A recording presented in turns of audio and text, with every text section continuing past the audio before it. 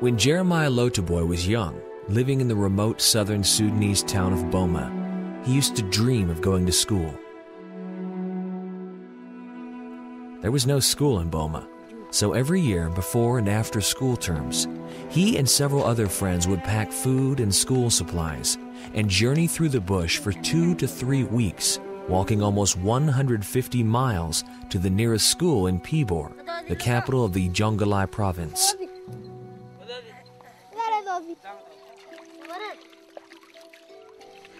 The hikes were not easy. Sometimes, when their supplies ran out, the boys had to hunt for food along the way.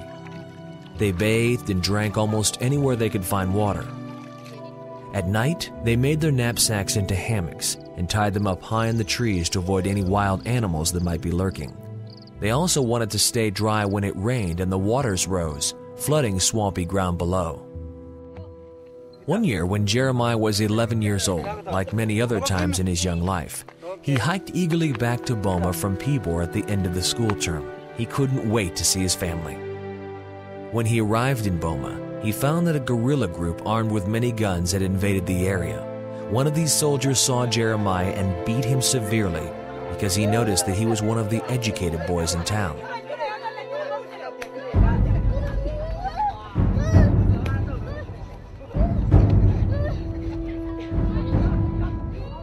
Civil war had come to even this remote part of Sudan.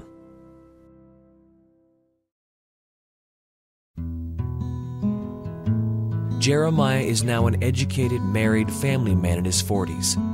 A Presbyterian missionary took note of his thirst for education when he was a boy and helped him pursue higher education in other parts of Sudan and in Kenya. He has now returned to live in Boma, and he still has a dream. He wants all the boys and the girls in Boma to be able to go to school in their own communities. You will see many children, they are running, they are doing nothing. They are willing, they wanted that school. They wanted someone who was coming to support. We are struggling a lot of the girl education. Why don't we, people in the church and people in the government, those who are in the town, why don't we send make example, all our girls to go to school? People to see example from us.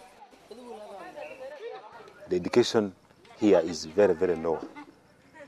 This is because from the beginning there was the area was marginalized. It was forgotten by the government. There were no schools. It was like, no services here at all. At the moment, they are staying like they are in Stone Age period. As a result of the Civil War, Boma has now split into 2 villages. Lower Boma has become a market town. More than 10 years ago, a school was built in Lower Boma. Now, boys hike from all around to go to school there, even though they have to live in the school and the school only has 2 volunteer teachers. This is the boys from Pibor. They came all the way from Pibor, which is 136 males because of school.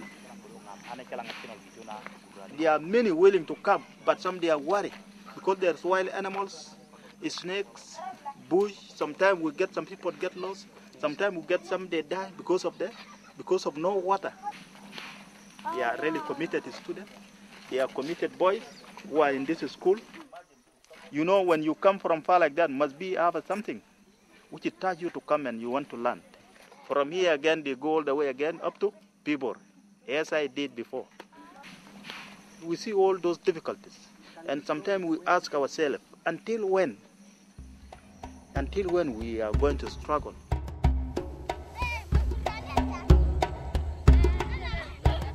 Upper Boma, a 3-hour hike up a mountain from Lower Boma, still has no school.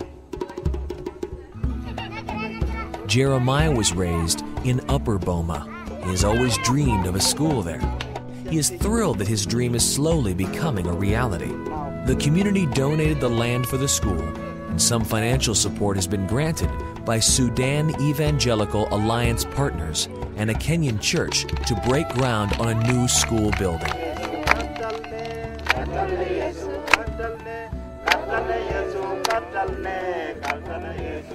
because of what you have done for us.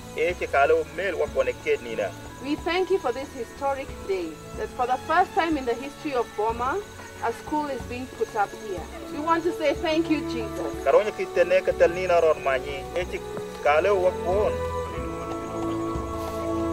We thank you for this historic event. When you're bringing the three tribes of this place together with one purpose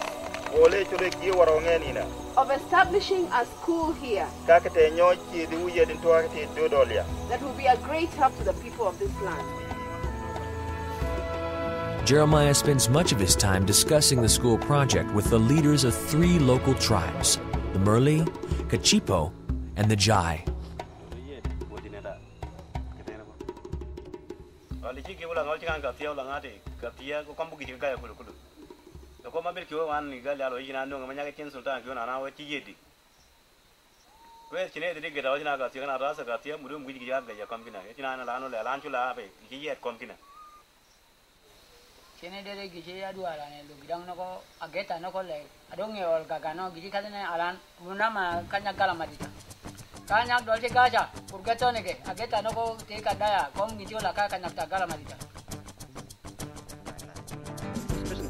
The project is off to a good start. 2 classrooms are now in construction. There is a long way to go. The school building must be completed and equipped, teachers recruited and trained, and salaries paid. Children in Boma have a lot of energy and are really good singers and dancers, and they want to learn.